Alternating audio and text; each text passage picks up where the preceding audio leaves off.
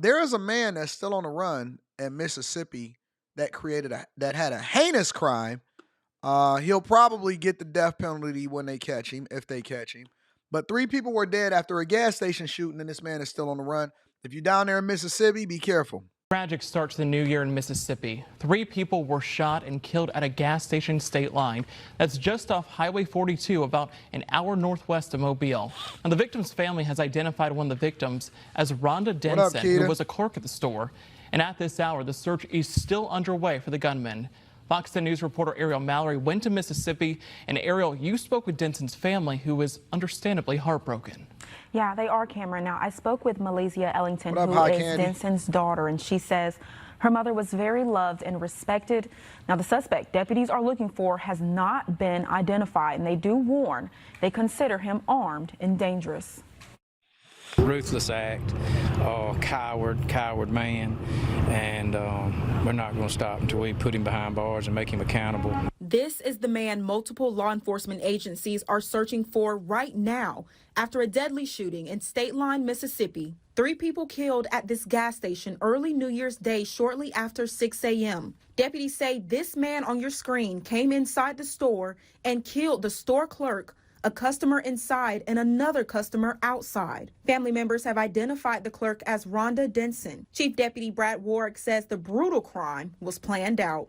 He came in apparently was hiding behind the store, come from the back side of the store, made contact with the subject outside, and then entered the store where he completed the burglary and ultimately killed the other 2 victims inside the store. According to investigators, Denson gave the suspect the money in the register, and then he still shot her. You got to be an evil person. It's just an evil spirit. And I told y'all need to be praying against principalities and addressing some of these evil spirits that's out here. Y'all so busy rooting on. We got a lot of a society and everybody that's on these stupid platforms rooting on all of the people that's doing some of the most evil things. I remember when that player number 2, I told y'all player number 2 was going to go away, right? Nobody is talking about Luigi Marchioni anymore. Nobody is talking about player number 2. But you remember what was happening? People was embracing it. Yes, I'm so glad. I don't feel sorry for the family and all of that stuff. That's a spirit that's in you. You got the spirit of death on you. I know y'all don't believe, but I'm going to just tell you the truth. And so you can't say that nobody ever told you. When you see certain things that's happening, it happens in patterns. It happens in spurts. Like, have you ever been in a space where it just seemed like everything was going wrong all at the same time? You need to reset, honestly. And you got to be careful who you hold hands with. You got to be careful who you hug. You need to be careful who you friends with. You need to be careful who you let in your household. You got to be careful on a lot of things. You don't know what these people have going on. You have no idea. And I'm telling you that there is so much chaos and destruction. Like I'll give you an example, right?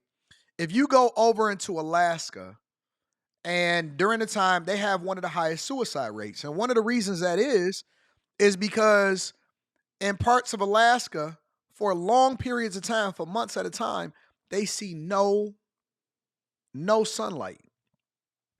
That weighs on your spirit. The vibrations that go through your music affect your mood. You see people that's crying all the time, and they always listening to sad music. They always listening to the thing that take them into that negative space. They're pining for that. They're pining for that. And so when I see certain things that's happening on a regular basis, if you go down to Miami, for example, and you hanging out in Brickell, or you on Biscayne, or you chilling and stuff like that, and you stay away from all of the dusties that's out here causing chaos on South Beach, and you over there on North Beach or something like that, you got a different air about you. You got a different spirit. You encourage. When you get around people and you in the downtown and you see people moving and shaking and stuff, you got a different air about you. You got a different spirit. I'm telling you, y'all got to be careful of the people that y'all surround yourselves with, because they will drag you down. When you keep seeing, you get these group text messages, people in group text, and they always got this to say and always got that to say, and they always only sending negative stuff and stuff like that. You need to get out of that group. Remove yourself from that group. Get out of that group text. I'm telling you, they're going to drag your spirit down. See here, the glass of the front door was shattered. Deputy Warwick says the suspect stole a car from the gas station and took off. The car was recovered about 4 miles down the road off Highway 42. Warwick says they won't stop looking until this dangerous man is captured. It's a coward of a man. I watched the video. He has no remorse for human life, and I won't be happy, or we won't quit until he is behind bars and paid. Imagine you get up, stop at the gas station early in the morning, and some guy just walk in with a stocking cap over his face, demand money from the cashier, shoot her even after she give him the money, shoot a customer that's in there, and then he come out and he shoot you, and he don't have no regard for human life. Y'all better get gird up, and you better get your life right. Y'all need to start getting y'all life right. In addition to that, passengers say they was put on the streets by the airport after their JetBlue flight was delayed / canceled over in Turks and Caicos. Check it out.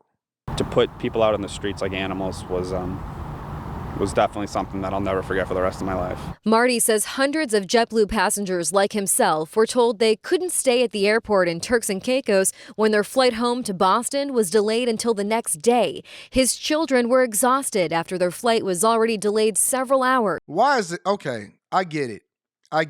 You're trying to make sure that you prove a point, and you're trying to highlight how your family was exhausted and you didn't have anywhere to go and they put y'all out of the airport. Cool. Why you take a picture of your kid face down on the floor with all of the dirt on there? I'm telling you, man, look, everybody gonna get it today. Everybody gonna get it today. White people are so dramatic. White people, shout out to all of my Caucasians that's in the chat from the mountains of Caucasus. Y'all are, and your kids are bad. Your kids are bad. I don't know if anybody told you to your face lately, but I'm going to go ahead and bring you to the front of the congregation. Why is your kid on the floor, and why are you taking a picture of your kid looking like that? Y'all kids are so bad. I don't know if y'all think it's going to grow out of them or if y'all doing gentle parenting nowadays, but your kids is bad. Your kids is bad. Bad as hell. Spoiled, rotten, and bad. Get off the mother. That's how we talk to her. Get off the floor. What's wrong with you? Oh, okay. So you trying to show out in front of company, huh? Yeah. Get your kid off the floor, bro. And he says there were no hotel rooms available on the island that night. Just a very unsettling, traumatizing experience. You have 3 young kids all looking for you for an answer, a wife looking for you for an answer, and for the first time as a husband and as a father and as a man, I had no idea how I was going to shelter my family for a night. Brett was on this flight too and says the JetBlue employees at the airport forced them to leave when their flight was delayed. We just kept saying, where do you want us to go? What are we supposed to do? How are you kicking us to the street like dogs in a foreign country? Eventually, Marty's travel agent found a small hotel room for his family. Brett found an Airbnb for about $1,000 to squeeze in 10 people. It was in a horrible, sketchy area. The actual Airbnb itself was okay, but the area was like something out of a horror movie. Wow. Welcome to life. This is why you don't travel with only $500 on a Spirit flight, because you might have to get a hotel or an Airbnb that costs you $1,000 just for the night, and your wife is gonna be nagging you, talking about what you're gonna do, Johnny. You could have had the greatest time in Turks. Why y'all keep traveling to Turks and Caicos? Don't y'all know they're giving out 10 years for one bullet mistakenly left inside of your backpack? You could have had the greatest time. 10-day trip, went snorkeling, seen the whitest beaches, phenomenal weather. You had one bad night. And when you get home, she going to say, this was the worst trip that we've ever had in our entire life. Wild dogs were chasing the cab as we were driving by, like very sketchy neighborhood, and like kids are freaking out, like what are we gonna do? The next morning, when they got back to the airport, they saw dozens of cots had been brought in for the passengers who couldn't find a place to stay. Their new flight was also delayed another 4 hours. A spokesperson for JetBlue tells us this flight had a significant delay due to heavy air traffic control congestion. The company went on to say, in part, "We sincerely apologize for the inconvenience this delay caused and understand this was a frustrating People travel situation. without money all While the time, delay bro. was created by circumstances beyond JetBlue's control, we understand the impact this disruption had on our customers' plans." This was far beyond a delay. This was sending people to the streets at the wee hours of the night. Aw, listen, you'll be all right, bro. Look at that good picture that you and your kids took with Count Dracula. Look at that good old picture that you took. You have a memory for life. You good? You good? I can't believe it. They put us on the street. It was a dog chasing our cab. Welcome to the hood, big dog. And last but not least, who was that? Les? What up, babe? And last but not least, we got to go to the hood. And a hood rat knows no bounds. It could be white, it could be black. I know a lot of ghetto white women. Why we don't never talk about that too? I know y'all be trying to hide. Y'all be watching, secretly sending me emails. I appreciate you, AD. You're great. Why we don't never talk about our Caucasus woman? I love white women. I love everybody. I think that everybody is awesome, but it's some ghetto white. I see ghetto white women sometimes as more ghetto than some of the ghetto black women.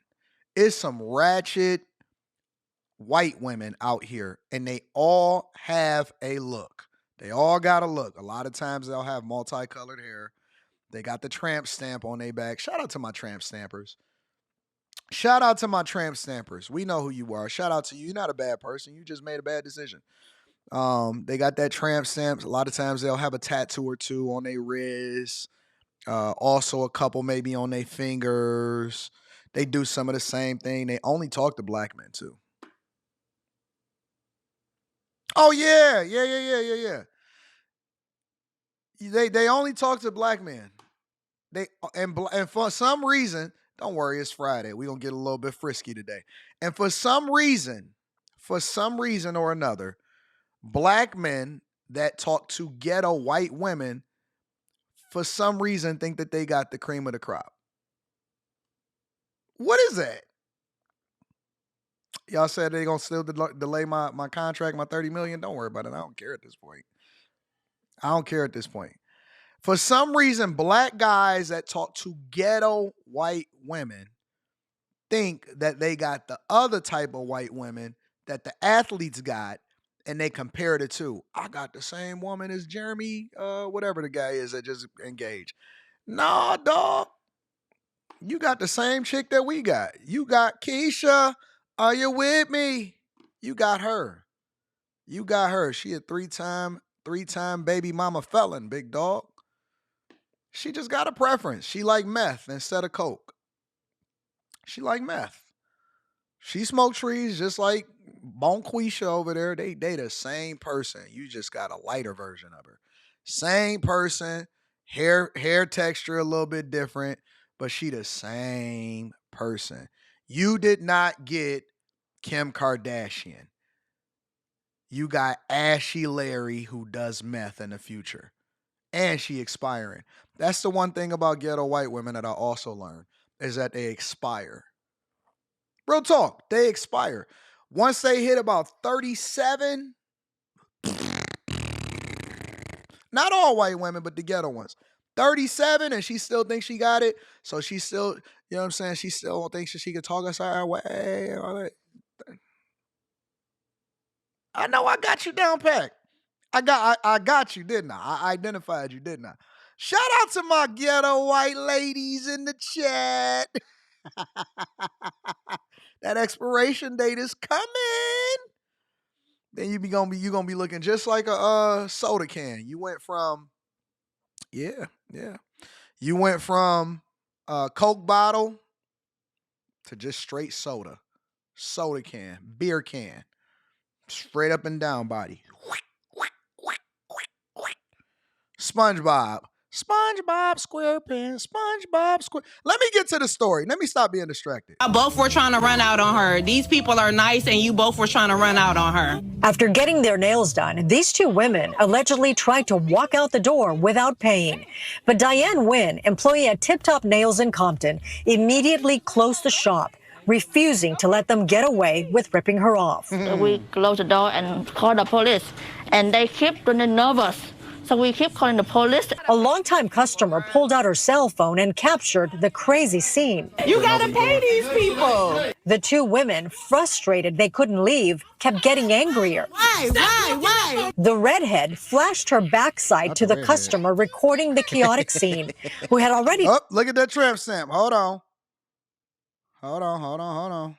Redhead flashed her backside to the customer recording the chaotic... Tramp stamp, right there. Tramp stamp. Right there. See it? It's right there. Scene, who had already told her it's all going up on social media. Oh, thank you, TikTok. I'm going up. At one point, the N-word was tossed around. Who's in here? As soon as the women learned the cops were on the way, one of them ran to the restroom to flush money down the toilet. I said, why you do that? I said, I have money, but I don't want to pay for you. So I put plus money in the toilet, so you have no money. Diane managed to grab one of the ripped $100 bills and ran it through her machine.